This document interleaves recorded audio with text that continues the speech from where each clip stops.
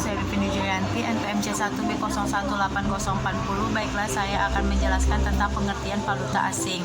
Valuta asing adalah bagian dari devisa atau suatu negara. Devisa merupakan setiap kekayaan yang ada pada satu negara yang berada di luar negeri dengan wujud bisa berupa barang, jasa, ataupun mata uang yang dipakai sebagai alat perdagangan lintas negara. Tujuan valuta asing atau falas. Terdapat tujuan dijalankan transaksi valuta asing atau falas, yaitu 1. Transaksi pembayaran, 2. Mempertahankan daya beli, 3. Mengirimkan uang ke luar negeri, 4. Memperoleh keuntungan, 5. Untuk memagarakan resiko, 6. Untuk memudahkan belanja. Fungsi valuta asing. Yang pertama, alat tukar internasional. Valuta asing memiliki fungsi sebagai alat tukar barang atau jasa satu negara dengan negara lain. Yang kedua, alat pembayaran internasional. Valuta asing mempunyai fungsi sebagai alat pembayaran pada utang dari suatu negara ke negara lain. Yang ketiga, sebagai pengendali kurs mata uang. Kurs merupakan perbandingan nilai mata uang yang satu dengan mata uang yang lain. Misalkan $1 Amerika senilai Rp14.000. Yang keempat, sebagai alat untuk memudahkan perdagangan internasional. Karena valuta asing dapat dijadikan alat tukar internasional, maka perdagangan internasional akan semakin mudah dijalankan dengan menggunakan pasar valuta asing. Jenis-jenis valuta asing. Yang pertama, berdasarkan jenisnya valuta asing dibedakan menjadi dua, yaitu valuta asing fisik dan valuta asing non-fisik.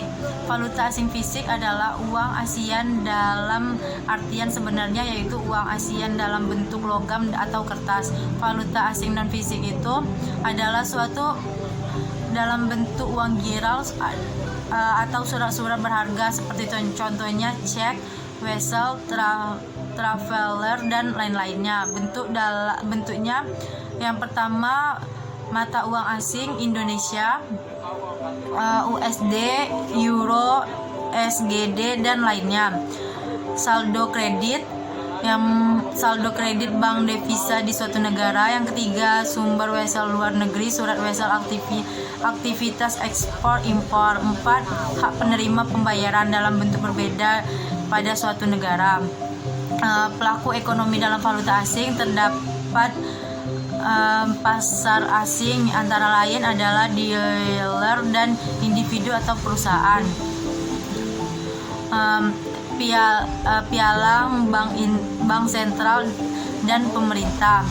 Kelebihan valuta asing. Yang pertama, transaksi dapat dilakukan 24 jam. Harga jual yang stabil terdapat setiap uang yang ada.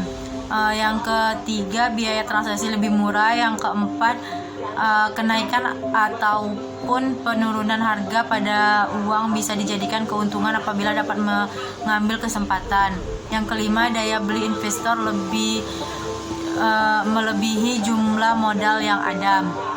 Kekurangan dari valuta asing. Yang pertama, kurs pertukaran tidak dipastikan dan sulit diprediksikan. Yang kedua, sangat mudah dilakukan oleh masyarakat menengah ke bawah. Yang ketiga, asal negara menjadi pengaruh kesuksesan karena terdapat risiko yang muncul karena campur tangan dari pemerintah pada uang yang diperdagangkan. Terima kasih. Wassalamualaikum warahmatullahi wabarakatuh.